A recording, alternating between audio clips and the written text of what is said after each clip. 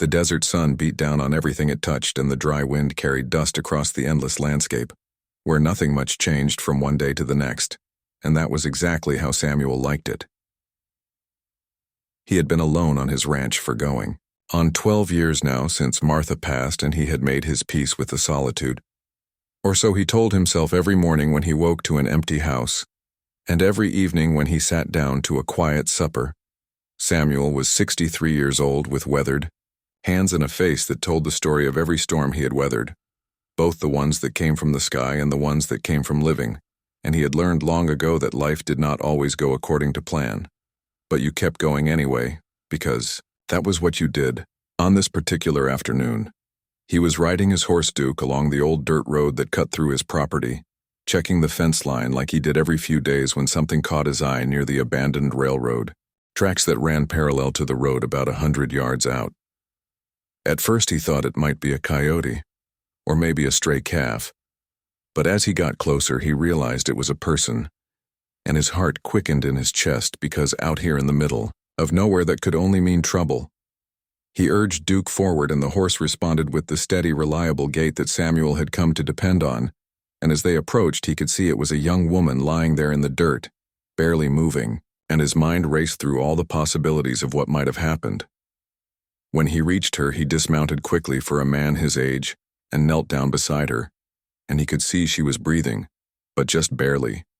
and her skin was hot to the touch from the sun, and her lips were cracked and bleeding from dehydration. Her clothes were torn and dirty, and there was blood on her dress, though he could not tell if it was from a wound or from something else. And she looked like she had been out here for a while, maybe since the night before or even longer. Samuel did not hesitate because that was not in his nature, and he scooped her up in his arms, surprised at how light she was, and carried her to Duke and somehow managed to get her settled across the saddle in front of him, and he turned the horse toward home, riding as fast as he dared without jostling her too much. The ride back to the ranch house felt longer than usual, and he found himself talking to her,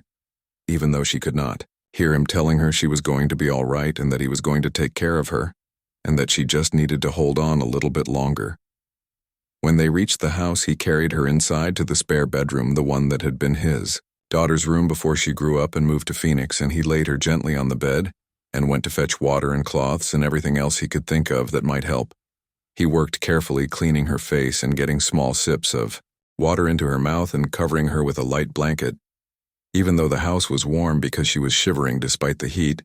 and he recognized the signs of shock from his years ranching, when accidents happened, and you had to be your own doctor. For 3 days she drifted in and out of consciousness, and Samuel stayed close, checking on her every hour, bringing water and broth and cool cloths for her forehead, and he did not know who she was, or where she had come from, or what had happened to her. But none of that seemed to matter because she needed help and he could provide it. On the 4th day her eyes opened and stayed open, and she looked at him with confusion and fear, and he held up his hands to show he meant no harm and said, in his quiet, steady voice, that she was safe, and that she was at his ranch, and that he had found her by the railroad tracks. Her name was Elena, and she was 28 years old, and as she slowly regained her strength over the following weeks, she told him her story in bits and pieces when she felt ready to talk.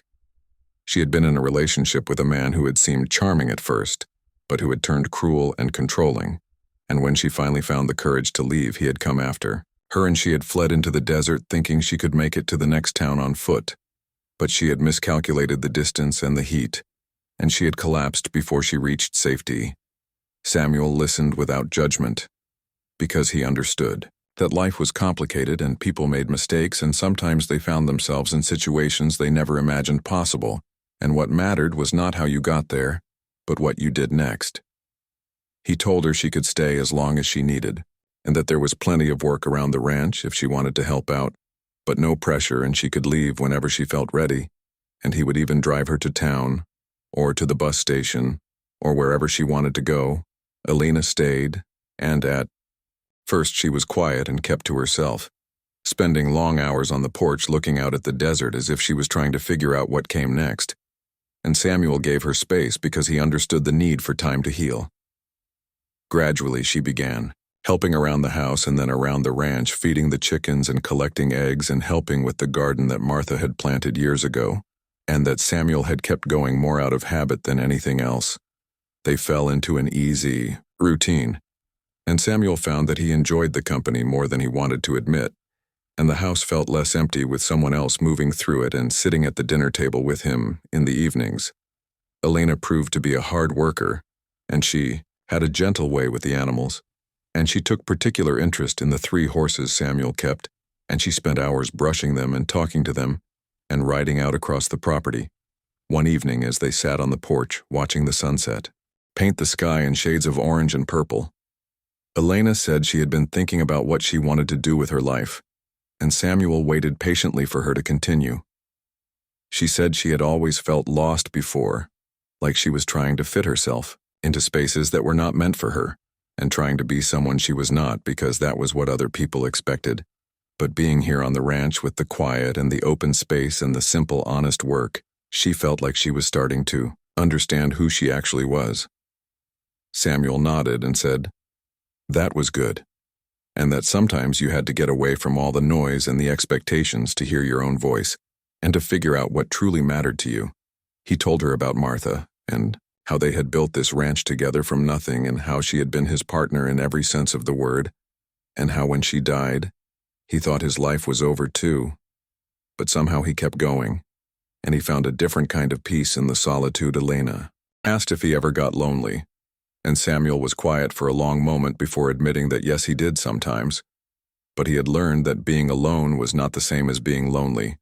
and that you could be surrounded by people and still feel isolated if you were not truly connected to them. As the months passed, Elena became an integral part of the ranch, and Samuel came to think of her almost like the daughter he rarely saw anymore, and there was something healing about having someone to care for again, and someone to share meals with, and someone to talk to in the evenings. Elena began to smile more, and the haunted look in her eyes gradually faded, and she started talking about the future with a sense of hope that had been absent when she first arrived, and Samuel felt a quiet satisfaction in knowing he had played some small part in that transformation.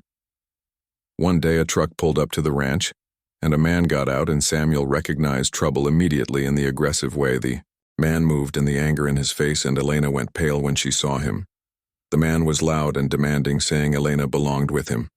and that she needed to come home. And Samuel stepped between them, his weathered frame still strong, and his voice calm but firm, as he told the man that Elena was an adult who could make her own choices. The man tried to push past him, but Samuel stood his ground, and Duke, sensing the tension, came trotting over from the corral and positioned himself nearby, and the man seemed to reconsider when he saw that Samuel was not going to be intimidated. Elena found her voice and told the man she was not coming back, and that she had built a new life here, and that he needed to leave, and her voice was stronger than Samuel had ever heard it, and he felt proud of her in that moment. The man left with threats and curses, but he left, and Samuel and Elena stood there watching the dust settle behind his truck, and then Elena started crying, not from fear but from relief, and Samuel put a gentle hand on her shoulder and said it was going to be all right. That evening Elena said she wanted to stay permanently if Samuel would have her, and that she would work for room and board and do whatever needed doing around the ranch, and Samuel said she did not need to work for anything because she had become family, and family took care of each other. They worked out an arrangement where Elena would take over more of the ranch operations as Samuel got older, and eventually she would inherit the place because his own daughter had no interest in ranching, and Samuel knew the land needed someone who loved it the way Elena had come to love it. The years that followed were good ones,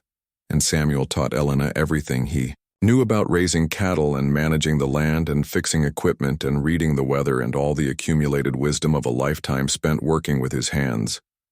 Elena brought new energy to the ranch and new ideas, and she started a small business selling eggs and vegetables at the farmer's market in town, and she made friends there and slowly built a community around herself. Samuel watched her flourish, and he thought about how close she had come to Dee.